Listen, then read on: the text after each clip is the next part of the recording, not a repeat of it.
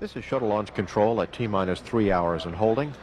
Approximately 25.5 minutes remaining in this built-in hold. The ice inspection team is currently documenting what appears to be some light frost on main engine number 1, but at this time the team does not appear to be too concerned about what they're seeing. It is somewhat moist today, so there is a lot of humidity, and it's quite possible with the super cold temperatures up around the upper portion of the main engines where the temperatures are very, very cold, that some frost could form. We're going now to the astronaut quarters, the suit-up room, where we see Commander Dick Richards being outfitted with his helmet, or a final check of his helmet, and all the crew now in their day-glow orange launch and entry suits. There's pilot Blaine Hammond. Blaine Hammond, a colonel in the Air Force, has been an astronaut since 1984, and flown previously on STS-69, a Department of Defense mission in 1991. He has 199 hours in space. Here's mission specialist Mark Lee. He'll be performing one of the EVA crew members toward the end of this mission. He has 288 hours in space. There is Susan Helms. She is a lieutenant colonel in the U.S. Air Force and has flown previously on STS-64 on a deployment of a tracking and data relay satellite. She has 143 hours in space, and it's from Portland, Oregon. Carl Meade. Dr. Carl Meade has an MD and a PhD.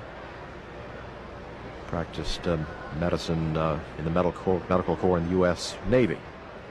And there is Jerry Leninger, our medical corps astronaut.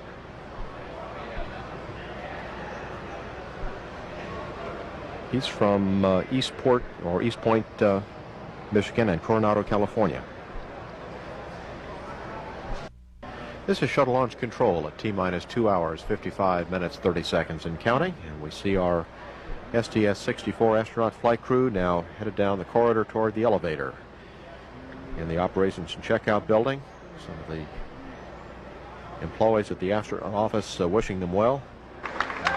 Dick Richards, Blaine Hammond, Mark Lee, Jerry Leninger, Carl Meade, and Susan Helms. This is shuttle launch control at T-minus 2 hours, 45 minutes, 10 seconds and counting. The Astrovan now passing the vehicle assembly building, and the launch control center now immediately on the left of the Astrovan.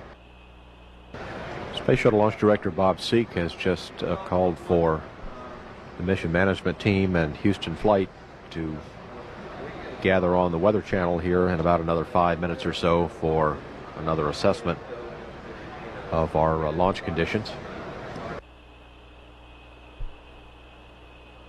We are still red for flight through clouds greater than 4,500 feet thick, and for flight through thunderstorm debris clouds.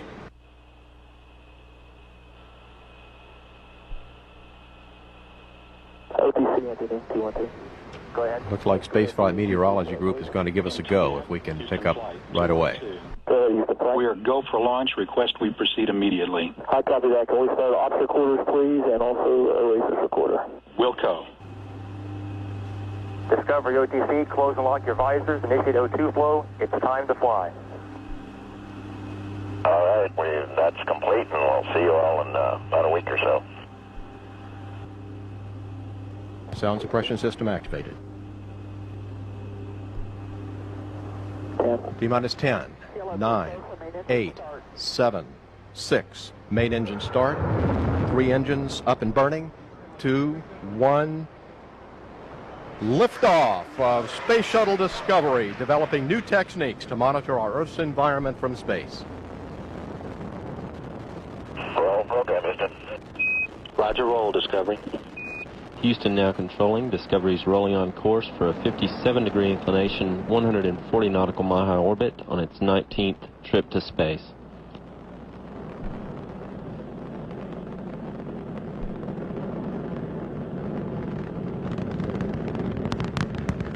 Discovery's speed already 400 miles an hour, altitude 9,000 feet. 3 engines on board Discovery now throttling back to 2/3 throttle to prepare the spacecraft to pass through the area of maximum air pressure.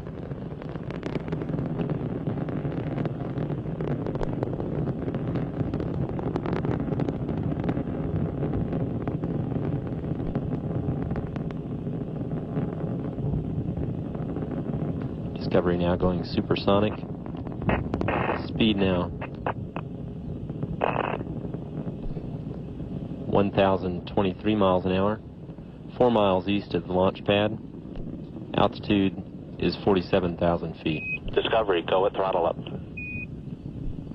Go at throttle up. 3 engines on board Discovery now back at full throttle. Good hydraulic systems, good electrical systems on board.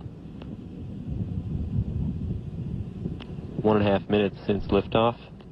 Discovery's already burned more than 2.25 million pounds of propellant and weighs less than half of what it did at launch. Flight controllers now be standing by for burnout and jettison of the twin solid rockets. Discovery's altitude now 108,000 feet, 16 miles east of the Kennedy Space Center. Speed now 2,700 miles an hour.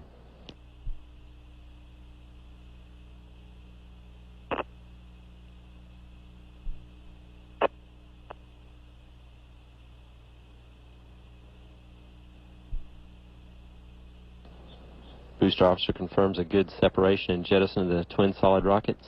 Altitude now 167,000 feet, 32 miles east of the Kennedy Space Center. Discovery traveling 3,400 miles. Phenomenal. Phenomenal performance, Brent, and you're in the barrel again. Okay, Dick, we'll work on it.